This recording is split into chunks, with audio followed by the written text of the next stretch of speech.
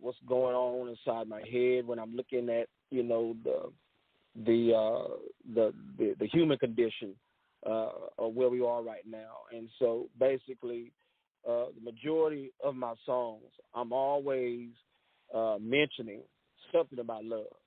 You know what I'm saying? And I believe that right there is so important to help our human condition right now and what we're dealing with in society. And so that's what I would hope everyone would understand whenever.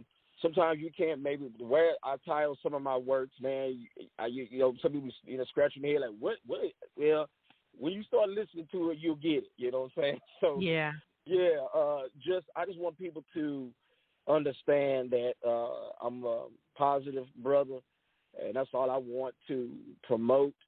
That's all I want to give of myself, and what I'm doing is a positive message, an uplifting message, a message that would inspire you to go the extra mile, man, to achieve your dream or, feel good about yourself. That's the whole point of me doing this, the music that I do in my Gullah soulistic way of doing music. So that's the ultimate goal that I would love for everyone to get out of what my music is saying. So, yeah, that would be it right there. I have a fan wants to know, what other music artists that are your inspiration? Just name a few. Okay, I can name a few. Curtis Mayfield, Black Moses, which is Isaac Hayes, Sly and the Family Stone, Donny Hathaway, but Curtis Mayfield has to be my go-to. When I was in the 70s, man, I heard his sound and it grabbed me, man. And so I listened to his arrangements and a lot of things he was saying about the human condition. Yeah, it was relevant then, and it's still relevant. Yeah, and and a couple of others that people may not know. My brother Kelvin Hall and my brother Ricky Alston, two of the most dynamic bass players, and Kevin Hall guitar player. A lot of people don't know them because they're not, known per se as a celebrity, but these are people that grew up in my neighborhood. You know what I'm saying? That had inspired me. My brother Ricky, as a matter of fact, he got me on bass, started showing me bass licks with the kids and stuff, and I just took it, made it my own. But Kevin Hall, dynamic lead guitarist and bassist. So, yeah, these are people that you don't know because they're not world-famous celebrities, but they had an impact on my life. So I just want to give a shout-out to them as well. Yeah. Yeah, it took a while before Curtis Mayfield grew an audience or fan base. Yeah. Because he was playing for a lot of years, and then all of a sudden, boom, he had a big fan base. That came later in life. But he already had music years before. It just people didn't understand his music. And I was young, but I understood it. I had a brother, older brother, Bobby, rest himself in peace.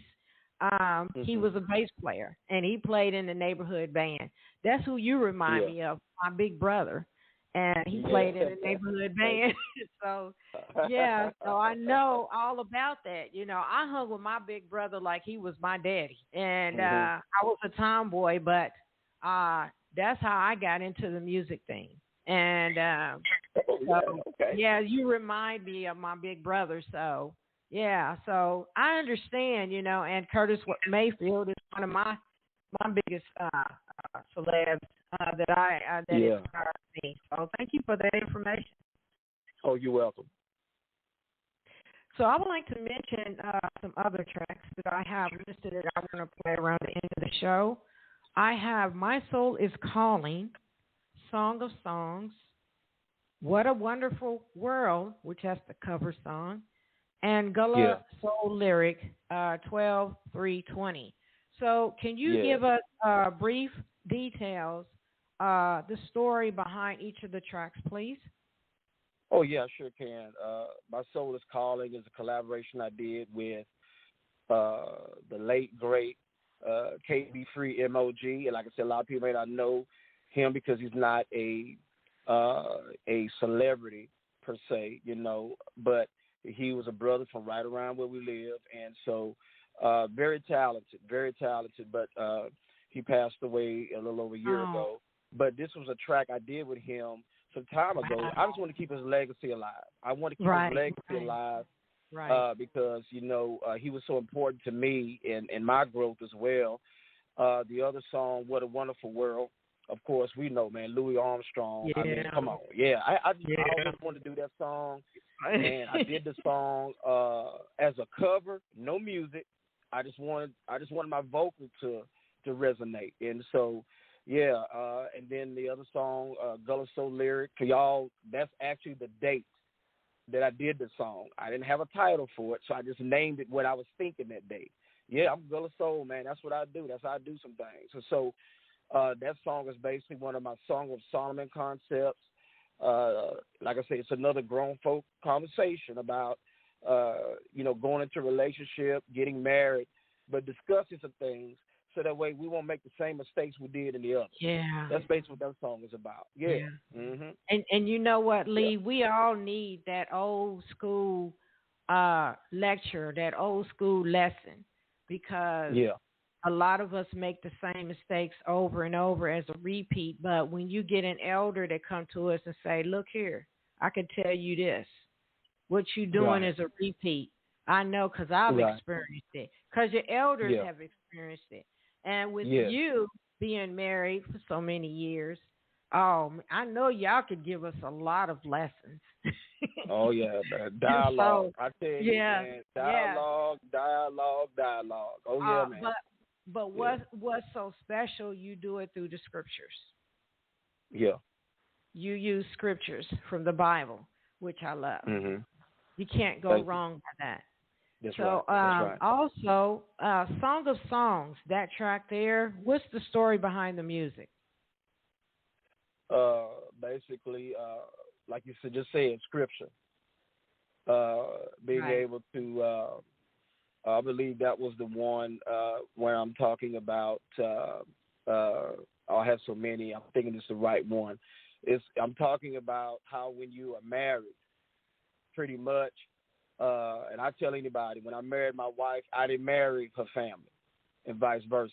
And I don't know why people teach people that hoorah, man. That doesn't make sense, because the word of God tells us when we're married to one another, we cling to one another. The husband and wife cling to one another.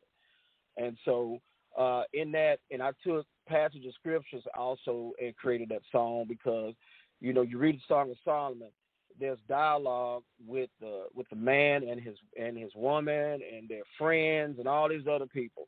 So you got to get to a point to where, like, you got to leave other people out your business. You know what I'm saying? Yeah. And stop bringing everybody else into your into your marriage. You know what I'm saying? That's right. So I believe, when you marry, you work it out. You know what I'm saying? Because don't preach, Reverend Alston. Man. I mean, when I married her, I married her. I didn't marry her family. And when she married me, she didn't marry my family. You know what I'm saying?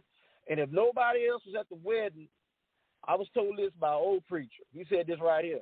He said, when you get married, the only ones that really need to be there, really, is that man and that woman and that preacher, bottom line. Those are the main ones that need to be there. Everybody else there, that's cool. That's all right. That's all, whatever. But the main ones need to be there is that woman I married and me and the preacher. Yeah, man. So, and I learned it from an old preacher. He told me that many, many, many years ago. And so, like you were saying, I stick to old school because old school works for me. That's all I know. And so, yeah, man, so when you keep everybody out your business, you know what I'm saying, and dialogue, talk to one another, get an understanding of one another. And I believe that's what makes it work, when you can talk to one another and get an understanding and get a rap. You know what I'm saying? Let me get a rap with you, and let's talk about some stuff, and then we get all the stuff lined out that we can go on and live our lives in peace. You know what I'm saying? Yeah. We're human beings. We complicate our lives ourselves. So it's good that God can make things for us to see that our life can be simple. And I believe old school lessons are basic life principles that are simple. We're complicating our life as the years go up, and life is complicated now, and it's really hard to try to live in the things we're dealing with today. So that's another subject to talk about. So as we move along, any other information you would like to give, any events and any more music that you would like to mention? Yeah, I got one event coming up. As a matter of fact, on Tuesday, it'll be my wife's birthday. That's a solid event right there. So happy birthday to my wife. Yeah, man. So that's an event right there. Yeah, man. So happy birthday. Yeah, man. Yeah. And so but the moment right now, everything is in the kitchen right now, Brian. Everything right now is in the kitchen. We're cooking, we're baking. And as soon as we get done cooking and baking all this stuff up, y'all, we're going to present it to y'all. We're going to let y'all know when it's up, when it's out, and let y'all chew on it. So I've been seeing the plates of food you've been posting on Facebook. You make me sick when you do that. Yeah, man, we doing it, man. I told you to send me a plate. I put a video, as a matter of fact. I had a video of me cooking that okra stew, man. I had this. It was hitting, man. I had the sausage. I had the bacon in there, man. The tomato, onion, all that there. There's a live video, as a matter of fact, on LinkedIn. I missed that. I'm in the kitchen. Yeah. So like I said, man, I want to kind of open up a little bit more to my people out here. You're going to be seeing us a lot more, maybe cooking some meals, some things that we do Gullah, our Gullah soul style of soul food, that kind of thing, man. We're going to be doing that kind of thing. And so I plan on taking a trip to Georgia, South Carolina, to visit one of our family's mansions that were handed down, matter of fact, with slavery.